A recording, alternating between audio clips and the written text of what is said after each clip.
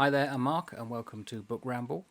This is one of the thoughts that I've started, well, really, that's a couple of 3 months. Number 4, I believe. I'm actually recording it straight after having recorded Thoughts 3, which I talked about, serendipity of books. This is appearing probably around about March, but I'm recording this actually just after New Year. I've actually just recorded not only the thoughts about serendipity, but also with my grandson, the More Bruins cookbook about egg, apple, and bacon pie, which amazes me how tasty that really was. And I said, I'm going to do other cookbooks, and I've been thinking, well, what could I do? And almost within a couple of hours, raided the bookshelves, mainly my wife's, with the cookbooks that we've got, and I thought, would there be any there that I could do? When it comes to cookbooks, I'm going to shy away doing the box standard. So if it's someone who's famous and they've done a cookbook, probably I'm not going to go down that route. Certainly modern famous. If it's, say, Robert May from the 1660s, I will look into that, and I'm going to purchase Lobscouse and Spotted Dog, which were two women from Virginia who wrote about the recipes from the Patrick O'Brian series of books. But the three I've got here are meaningful to myself. This one, it looks a bit old and tired now. We gave, my wife and I, to our son when he went to university. It was actually published in 1997, but this is a reprint of 2008. And it's just basic recipes. Very easy to do, on a budget if you're university, very little equipment, and you can just put something tasty together. And because I know that I've used it and found it one of the best cookbooks I've ever come across, my son will say the same. I think I'm going to do one, or probably one, from this and put it to air. So it's definitely one that's going to come up. It's not a book that most people would know or care for, but I think what I'm trying to put to camera is that the likes of me, and I'm by no means a chef, and in fact, as my wife has commented on the two previous ones I've done, has said you have things lying around all over the place. I try to be tidy. The other one is, so in the last couple of 3 years, I've changed my, I don't like the word diet, cuisine, choice of food, and it's including more and more vegan and vegetarian.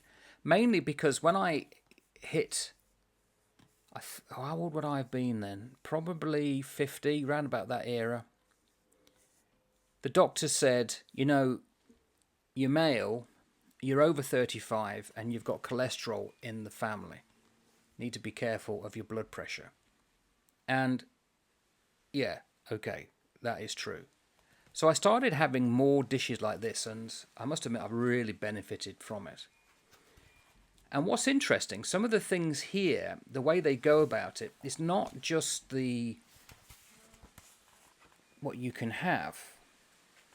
They tend to be from around the world. It's two gentlemen who talk about, it's the food, plant-based, it's good for the planet, and it also is more like a mindfulness kind of book.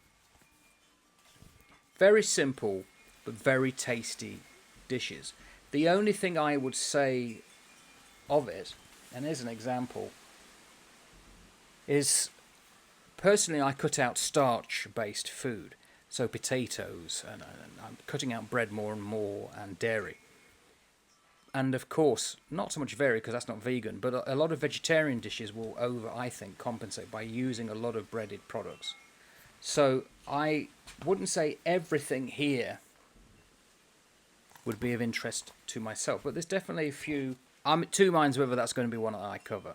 Nice to talk to the camera here with thoughts, but I don't think that I will be doing that as a thing. I've just made my mind up. But I'm contrary. I might. Next one, I definitely will. This is the village table. and it's from Matakana.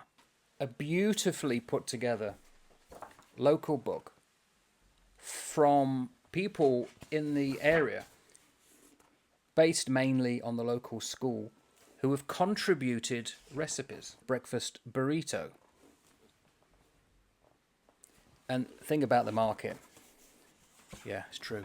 Coffee. Wonderfully made.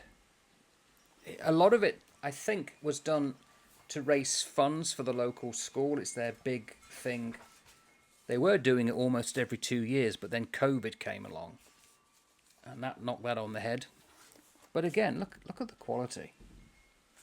There's a lot of Maori or New Zealand dishes here, like hapaka, which is a fish. And I might look at either a typically Kiwi book, and of course we've got a lot of immigrants such as myself here, so these are Swedish ginger biscuits. Just something like that. I may start with this one, actually. This is the one I may spend a bit more time with. It's local. I'm glad I've started this now. I've convinced myself that's what I'm going to do. It will be the village table. There's actually another one, if I think about it, that was done by 2 Kiwi women. We had a copy. I couldn't see it. I may have to invest in getting another one. And it's called the Forager's Cookbook, where there's a great thing here in New Zealand, mainly because of Maori culture, of going off to the beach and getting a lot of peepees and getting whatever you can find in nature and cooking up a feed in a bucket over a fire out in the wilds. So Seanin once, and this is now going back into 2024, talked about wild pork and watercress, Barry Crump. And that kind of thing is very traditional to New Zealand. There's no way I'll go down and dare to pick up half the stuff just in case I make a mistake, especially with mushrooms. But the Forager's Cookbook may be useful just to go out and see what we can collect and have a feed with. So I may have to invest in that one. But this is just to say, you probably already noted, I'm very interested in the cookbooks because they're like a historical record, especially the old ones. And I just want to give a bit of love more to that. And then, to be honest, I think I really like just filming cooking, especially with the grandson. May do one with my daughter as well. If you've got any kind of recommendations for a cookbook that's quite obscure, something I could possibly root out and do, please let me know. I'd love to hear from you. Ta-ta for now.